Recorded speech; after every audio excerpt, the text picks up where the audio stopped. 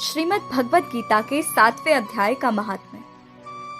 भगवान शिव कहते हैं, पार्वती, अब मैं 7वें अध्याय का महात्म्य बतलाता हूँ, जिसे सुनकर कानों में अमृत राशि भर जाती है।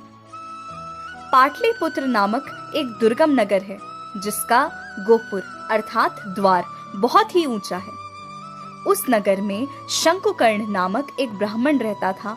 उसने वैश्य वृत्ति का आश्रय लेकर बहुत धन कमाया, किंतु न तो कभी पितरों का तर्पण किया और न देवताओं का पूजन ही। वह धन उपार्जन में तत्पर होकर राजाओं को ही भोज दिया करता था।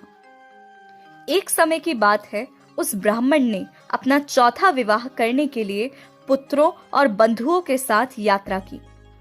मार्ग में आधी रात के समय जब वह सो रहा था, एक सर्प ने कहीं से आकर उसकी बाह में काट लिया।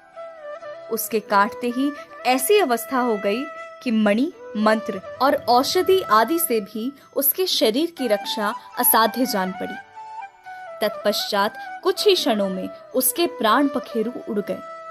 फिर बहुत समय के बाद एक प्रेत सर्प योनि में उत्पन्न हुआ। उसका चित्त धन की वासना में बंधा था।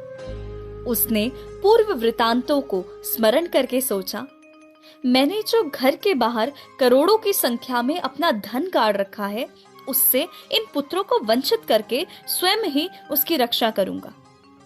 एक दिन सांप की योनि से पीड़ित होकर पिता ने स्वप्न में अपने पुत्रों के समक्ष आकर अपना मनोभाव बताया। तब उसके निरंकुश पुत्रों ने सवेरे उठकर बड़े विस्मय के साथ एक दूसरे से स्वप्न की बातें कही।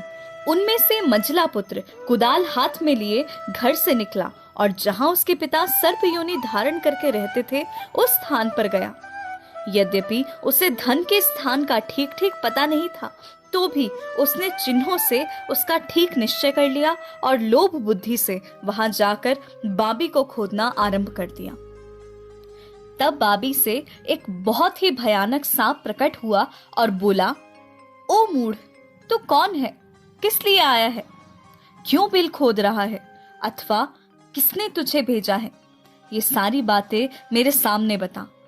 पुत्र बोला, मैं आपका पुत्र हूं। मेरा नाम शिव है। मैं रात्रि में देखे हुए स्वप्न से विस्मित होकर यहाँ का सुवर्ण लेने के लिए कौतूहलवश यहाँ आया हूँ। पुत्र की यह वाणी सुनकर वह सांप हंसता हुआ उच्च स्वर से इस प्रकार स्पष्ट वचन बोला, यदि तू मेरा पुत्र है तो मुझे शीघ्र ही बंधन से मुक्त कर। मैं पूर्व जन्म के गाड़े हुए धन के लिए ही सर्प योनि में उत्पन्न हुआ हूँ। पुत्र ने पूछा, पिताजी, आपकी मुक्ति कैसे होगी? इसका उपाय मुझे बताइए, क्योंकि मैं इस रात में सब लोगों को छोड़कर आपके पास आया हूं।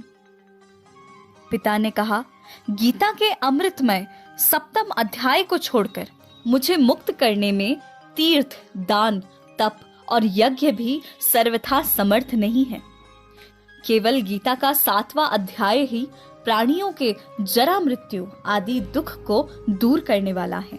पुत्र, मेरे श्राद्ध के दिन 7वें अध्याय का पाठ करने वाले ब्राह्मण को श्रद्धा पूर्वक भोजन कराओ। इससे निसंदेह मेरी मुक्ति हो जाएगी। वत्स, अपनी शक्ति के अनुसार पूर्ण श्रद्धा के साथ वेद विद्या में प्रवीण अन्य ब्राह्मण को भी भोजन कराना। सर्प योनि में पड़े हुए पिता के ये वचन सुनकर सभी पुत्रों ने उसकी आज्ञा के अनुसार तथा उससे भी अधिक किया। तब शंकुकर्ण ने अपने सर्प शरीर को त्याग कर दिव्य देह धारण किया और सारा धन पुत्रों के अधीन कर दिया। पिता ने करोड़ों की संख्या में जो धन बांट कर दिया था, उससे वे सदाचारी पुत्र बहुत प्रसन्न हुए। उनकी बुद्धि धर्म में लगी हुई थी, इसलिए उन्होंने बावली, कुआं, पोखरा, यज्ञ तथा देव मंदिर के लिए उस धन का उपयोग किया और अन्नशाला भी बनवाई।